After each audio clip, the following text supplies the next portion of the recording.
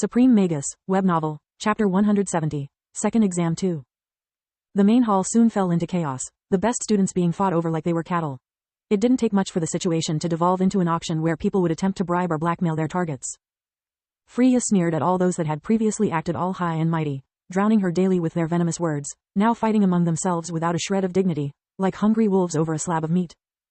When Kippa, a girl that had been particularly obnoxious to Freya in the last month, had the gall to ask for her help, Freya gently smiled to her and politely refused. Freya even gave her a small bow, right before punching Kippa in the face, smiling the whole time. Our group may be quite unbalanced, but I trust your skills, and more importantly I trust all of you as persons. In a life or death situation, I couldn't ask for better teammates. Floria said, extending her arm with the open hand in the middle of the group. Indeed, Uriel was the first to place his hand above hers. If there is no supervision, trust and teamwork are of paramount importance to survival. That's what we learned from the mock exam. Knowing the headmaster, I doubt firepower will be essential. It's probably another learning experience more than a test of pure strength. The girls, as always, remained flabbergasted. It was like there were two Uriels. One was a lady killer, sometimes even a bit lecherous, that always appeared in the safety of their rooms or when flirting with girls. The other was very similar to Lith, calm and calculating. Yeah, but I will still miss Lith's hunter skills and battle experience. Kyla sighed. During the last month her feelings for him had waned quite a bit. After the caring attentions Lith had given to the crying Freya, she had expected him at least to ask her out. Instead nothing had changed. Wherever Lith's heart was, it was clearly devoid of everything but brotherly feelings, for all of them. Linhos watched the events unfolding in the main hall with a big smile. This will teach those snotty brats that commoners are not, in life talent and hard work are much more important than a piece of paper attesting their nobility, he said. And also, that they cannot expect to receive help or cooperation by those they treated like inferior beings, right? Lith asked. Linhos nodded, while Lith curled up his upper lip in disgust, seeing how quickly things were escalating. That will not prevent them from coercing others, though. A leopard cannot change its spots. Linhos dismissed that observation with a wave of the hand. You are underestimating me. Besides, I didn't bring you here because I want your opinion on my plans, but to talk about your future. Lith furrowed his brows. He did not like being taken by surprise. As you have surely noticed, after your return you have received special treatment. That's because I have received several calls, from Professor Marth and the Crown. The Crown? Lith echoed, swallowing a lump of saliva. Sometimes from the Queen, sometimes from the King, others from both. Bottom line, all the three of them told me how splendidly you performed under a nightmarish situation, fighting against the odds like a professional. At this point, you could sit on your hands until the end of the year and still get promoted. Normally, I'd just let you skip the second exam, since it's useless to you. After how easily Captain Vilagros was found and killed, though, I'm certain we have one or more traitors within the academy. Hence I'm short of people I can trust. And since I know you wouldn't like anything bad happening to your friends, here is my proposal. The announcement of the second exam had been sudden, but its execution was delayed for a few hours. First the students had to form a group, appoint a team leader, and then the leaders would bring their list to one of the professors. Unlike the past test, the members of each team were summoned one by one in a special room where they would be questioned to find out if they had been the victim of blackmail or coercion during the selection process. Unbeknownst to everyone, the main hall had been constantly monitored the whole time. Everything that happened after Linhos had left was recorded and had been examined for future disciplinary measures. Those who denounced their aggressors were once again asked if they wanted to take part in the test. In case of affirmative answer, they would be grouped together, forming new teams. Those who didn't were automatically excluded from the test and sent back into the dorms. Linhos had decreed that those who weren't able to stand up for themselves even when offered help and protection, couldn't be evaluated above rank B. Strength of character was universally considered a prerequisite for first-class mages. A meek mage, no matter how talented, was bound to not get far in life. While waiting for their turn, Floria's group received an unexpected surprise. Orion Ernez, her father, had come to pay them a visit. My little flower, come to Papa. Before Floria could even react, Orion lifted her from the ground like she was a doll, spinning her around the room.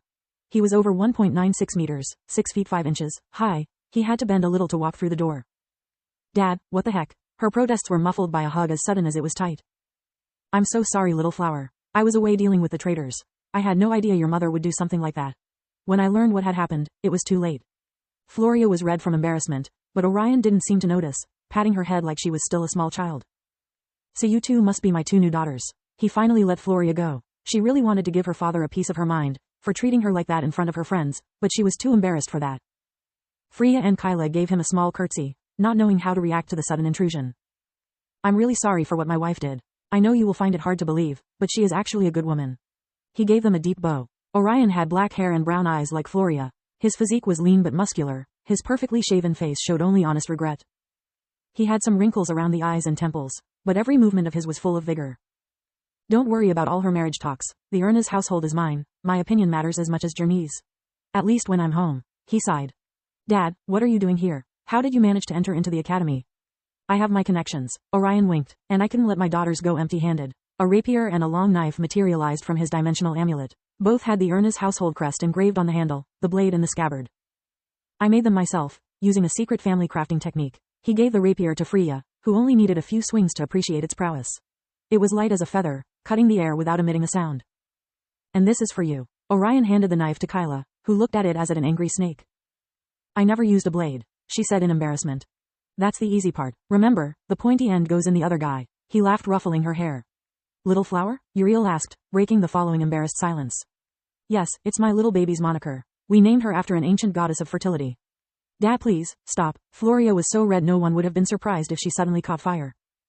There's nothing to be embarrassed about, Little Flower. As I was saying, my little journey hoped that it would make Floria grow delicate and graceful. Instead, she resembles me a lot. Orion had just started telling what was likely to be an embarrassing anecdote about Floria, when one by one their names were called, transporting them into Linho's office. Floria had never been so happy seeing the headmaster's long face before. Your task is simple, Linho's explained. I will send you in the dungeon below the academy. All you have to do is come out alive. The test has no time limit. Whenever you feel you can't go on anymore, just tell your supervisor and he will take you back. In such event, the exam will be considered as failed. Since when does the White Griffin have a dungeon? What kind of creatures will we face? Where is our supervisor? Linho's ignored all their questions, opening a warp steps with a wave of the hand. One after the other, they walked through the dimensional gate, finding themselves in a closed and humid space, devoid of any source of light except for two glowing red eyes staring at them in the dark. You took your sweet time. Lith's voice echoed along the walls, making them jump. Uriel used first magic, lighting the small cave they were in. Lith squinted his eyes for a moment, but his eyes remained red. The group could see him holding a wooden staff which ended in a half-moon shape, with a red gemstone floating in its middle. He also wore several bracelets and rings they had never seen before. They were all presents the crown had sent to him as a special thank you for his services during the plague and the exam. Between all these alchemical and enchanted items, I can freely use true magic. Not even a professor would be able to notice, he thought. Lith, are you really our supervisor? Floria asked. Yes, your task is to get out of here alive, mine is to not let you die. I don't know how exactly the grading system works, but I guess that every time you force me to action, your score will be lowered. He shrugged. No, I mean you are a fourth year just like us. How is this possible? Sorry, can't answer that. Linho's story about no supervision was all a lie. The so-called fifth-year students were actually elite alumni, young enough to pass for students, but with their loyalty already proven. Floria's group didn't need control, only support in case of need. Linho's had estimated that because of the nature of the test, and with his new equipment, Lith was skilled enough to cover for the role. Why the red eyes? Kyla asked. A personal spell to see in the dark without becoming a beacon like you lot. Years had passed since the last time Lith had activated his fire vision spell. It granted him an improved version of thermal goggles, allowing him to see in the dark in a scale of colors according to the temperature of his surroundings. Lucky for him, light magic didn't emit heat, otherwise he would have been blinded. Meanwhile Uriel was racking his brain, trying to understand the purpose of the test. The group started moving in a single line, with Floria on point, followed by Uriel, then Kyla and Freya in the rear. The stone corridor was large enough to allow two people to walk side by side, but they were mages. They needed enough space to move without messing with each other. Think Uriel, think, he thought. Linho's tests are all actually simple once you understand what he is trying to teach you. I already have all the pieces of the puzzle. Something that doesn't need a balanced team, something that a mage must learn. But more importantly, something that Lith already knows. That's the only possible explanation for his role. What separates him from the rest of us? There lies the answer. They kept walking for several minutes. The only sound beside their steps was the water dripping from the ceiling into small pools. The humidity of the place made it a perfect environment for mushrooms and mosses of every kind. Suddenly, a small head appeared behind a corner. It looked like a deformed child, with skin made pale, almost translucent, by having spent its whole life underground. It had huge eyes, a bumpy button nose and pointy ears. Goblins, Floria yelled while unsheathing her sword. The creature rushed forward fearlessly, holding a club between its hands, quickly followed by a dozen more creatures, all armed with rudimentary weapons. The goblins screamed in a frenzy. They hadn't had meat in months. C came me sideways. Uriel screamed, finally solving the riddle. None of us has ever killed a human being.